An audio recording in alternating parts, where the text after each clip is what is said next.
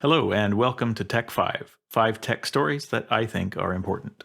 And who am I? I'm Sean Thuris, a software developer in the San Francisco Bay Area where I run a small technology consultancy.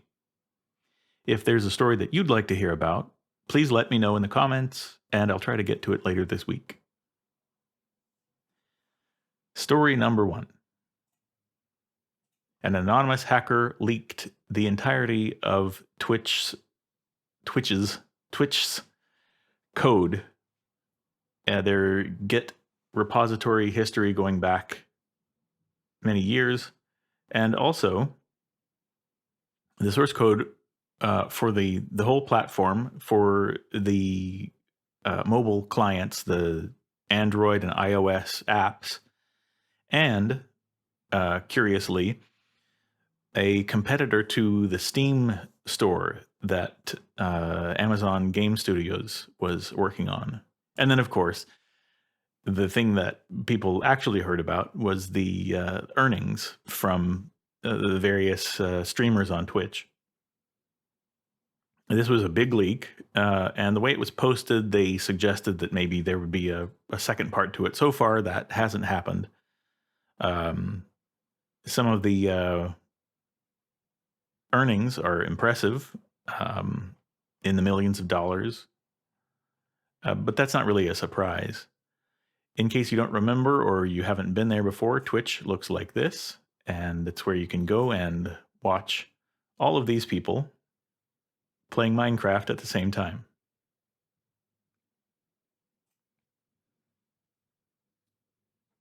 And this was the post on 4chan. This was the original post letting people know to go to this torrent link where they could download all of this stuff. So I would imagine, considering the quantity of source code that was released here, it probably has not been enough time for people to comb through it all and see really what's there. So I would expect more sort of follow-up stories to this.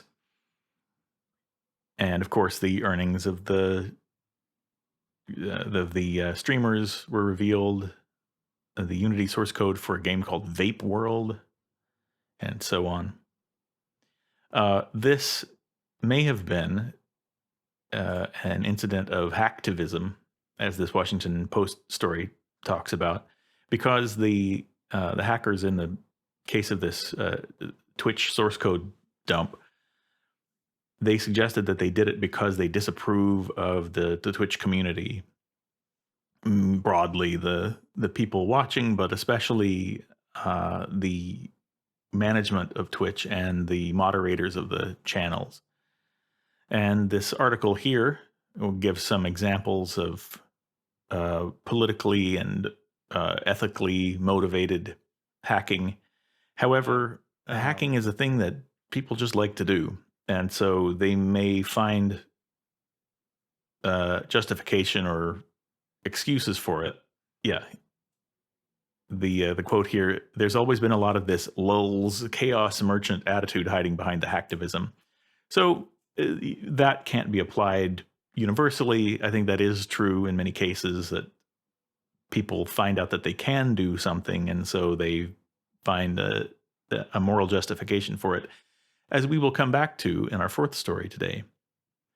But meanwhile, we go on to our story number 2, which is one of 2 automotive stories today, unusually. Tesla is on the move. Tesla is going to be moving its corporate headquarters from Palo Alto to Austin, Texas. I'm in Alameda County, so I'm not too far from the Tesla factory in Fremont, but the headquarters are across the bay in Palo Alto. The same situation with Theranos. They had their corporate headquarters in Palo Alto, where they could be close to investors on Sand Hill Road, I assume. And they had their lab over here in the East Bay, where it's cheaper to live. That's why I live over here. So they will be building up their manufacturing in Austin, but they will keep the factory in Fremont going. Musk said that the reason that they were moving there is that the cost of living is very high in California, and therefore they couldn't expand the factory workforce effectively for reasonable wages. I think there may be a tax issue at work as well, although they don't mention it in this article. And they mention that Oracle, which is straight across the bay from me, that they've decided to move their headquarters to Austin as well. So if all of these huge tech companies move their headquarters to Austin, then I wonder what that's going to do to the affordability that they're moving to. Not that Austin is a cheap place to live as it is, but it mentions the Cybertruck here that's not ready for production. I will come back to this later because there are a few different electric powered trucks coming out. So that will be one to come back to later. Tesla is also trying to open a factory in Germany, and they're trying to woo the locals with a sort of song and dance, big party. They had food trucks and a big carnival wheel. The batteries for this location are going to be made in Shanghai. So they have the Shanghai factory, the Germany factory, which is outside of Berlin. And they have the Fremont factory, and then they have the Austin factory. So there have been some local objections and resistance to building this Tesla factory outside of Berlin. There have been some ecological objections, habitat for certain types of animals, as often happens with the big construction project. So they had gotten some sort of extraordinary approval to begin construction, but in order to complete construction, they have to get sort of a normal approval, and they go through the normal process. So anyway, Tesla began construction at the site in Grünheide in 2019 after receiving preliminary approval under a special procedure. And then finally about Tesla from the site Next Big Future, which I think is underappreciated. They cover a lot of stuff, as you can see up here. The Tesla factories are going to be ramping up their production. Brian Wang, who owns this site and posts, I think, most of the content on here, expects that they will be hitting close to 500,000 cars from Austin and Berlin, 1 million from Shanghai, 650,000 from Fremont. That's a lot of Teslas. I do see them around all the time here in the Bay Area, and when I'm in Los Angeles, I see them there as well. People seem generally happy with them. I do not have one. All right, and then our other auto story, which is related. Actually, there was a mention in this about the supply chain and the chips. So Elon Musk said that if we get the chips, we can maintain their schedule.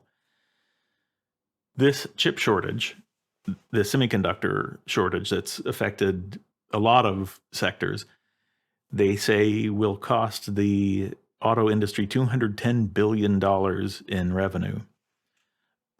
They had projected that it would be $110 billion, and now it's up almost double. The Bloomberg article on this, it seems to think that the chip crisis is going to cause automakers to be daring and adopt a different approach from their usual volume approach.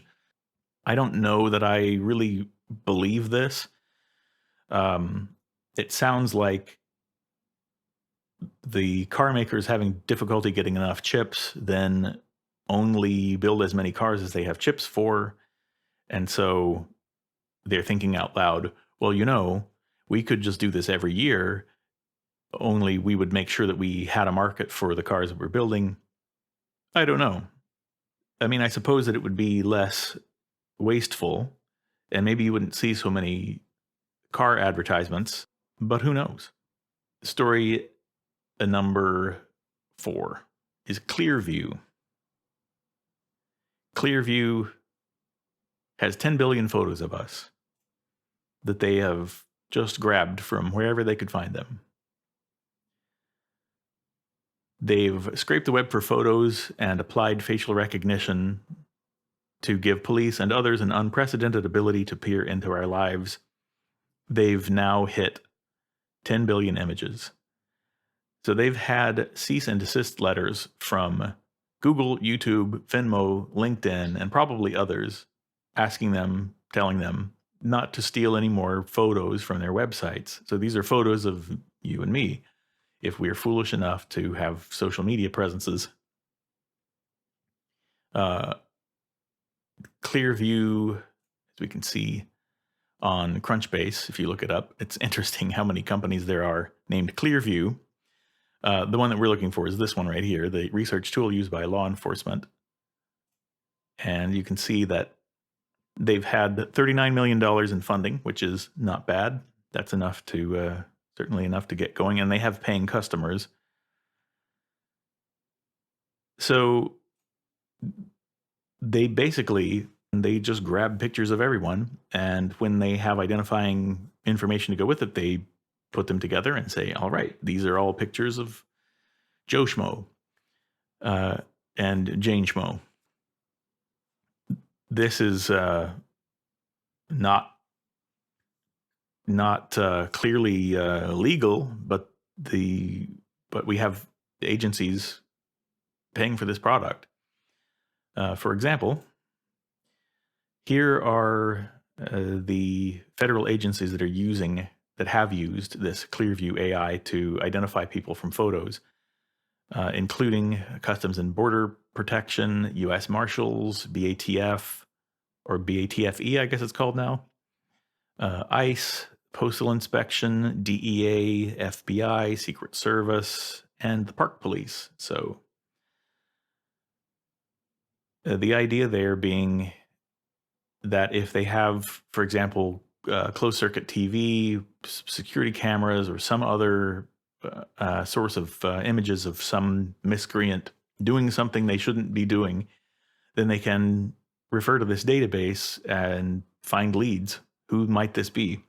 Well, unfortunately, that means that if you look a lot like somebody else who happened to be in your general vicinity, I can't help but think that this could end badly for some people. There's an interview here from CBS. This was early in 2020 with the CEO of this company. He started as a hacker. So I said I would get back to this in story number 4. This is somebody who started as a hacker, openly, stealing people's Gmail logins. And he then went on, he's clearly a talented programmer. And he just went on to found this company that basically steals all of your photos off of social media and hands them over to law enforcement in case you do something bad. So don't do something bad. And finally, on a lighter note, how Facebook disappeared from the internet last week. Facebook Engineering put up a blog post here that goes into a little detail about how that happened. So as you know, Facebook disappeared for, I think it was 3 or 4 hours, something like that, just simply disappeared. And if you typed in Facebook, nothing would happen. Your browser would tell you there's no such thing as Facebook. And this gives some explanation. So basically, the Facebook engineers sent a command to check to see what the availability of their internal network, which is enormous, actually. It's a big, as with many of these companies, with Google and Facebook and to a lesser extent, companies like Oracle or Cisco or Salesforce or so on that have their own uh, servers. They have their own networks. These things sometimes can be quite extensive. So in any case, uh, there was an internal test of Facebook's network, and the test was written in such a way that it confused the network and told it to go offline. All of this would not have happened had the command checking tool that they had actually worked. So they had a tool in place to make sure that before anyone runs a command against the whole network, that it would pass some safety checks. Well, the tool missed this particular configuration, and so someone was able to send basically a one-off one-line command that told the whole Facebook network that it didn't exist. And because there were tools in place then in the border gateway protocol, that the border gateway protocol is basically like directions how to get from, for example, so I'm in the Facebook network. I want to talk to Comcast or something. This border gateway protocol would tell you how you can traverse, from where you are to where that is. Or maybe a better example would be, say you wanted to talk to a network in another country. So you'd probably have to go through at least one, if not more of these. Well, their border gateway protocol saw that their servers were offline, and then so it announced basically to the rest of the world that there was no such thing. So even when those servers were working again, the BGP wasn't connecting people from outside the Facebook network to that. In any case, it was pretty interesting here when they talk about, here it is. So our primary and out-of-band network access was down. They weren't able to use their stuff internally because it depended on their own network. So rather than having some of their electronic resources with Google and some with Microsoft and so forth, they chose to do everything themselves. Well, when their network is out of communication with itself, they can't use any of those. Anyway, our primary and out-of-band network access was down, so we sent engineers on site to the data centers to have them debug the issue and restart the systems. But this took time, because these facilities are designed with high levels of physical and system security in mind. They're hard to get into, and once you're inside, the hardware and routers are designed to be difficult to modify, even when you have physical access to them. So you may have heard about people's security badges weren't working. They had to find someone with an angle grinder to break open a server cage so they could get inside and actually connect probably a keyboard and mouse to the server.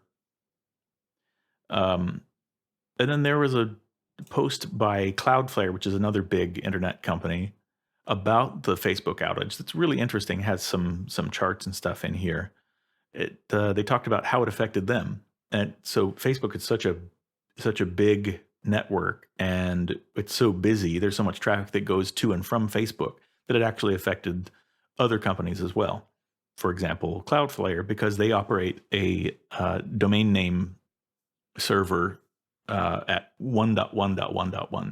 So the traffic to their DNS resolver jumped up like crazy because their browsers were checking everywhere they could to see if they had the right address for Facebook. Because, for example, if Facebook had set a different IP address for itself, then you'd need to update that. Your browser would need to find the new address. So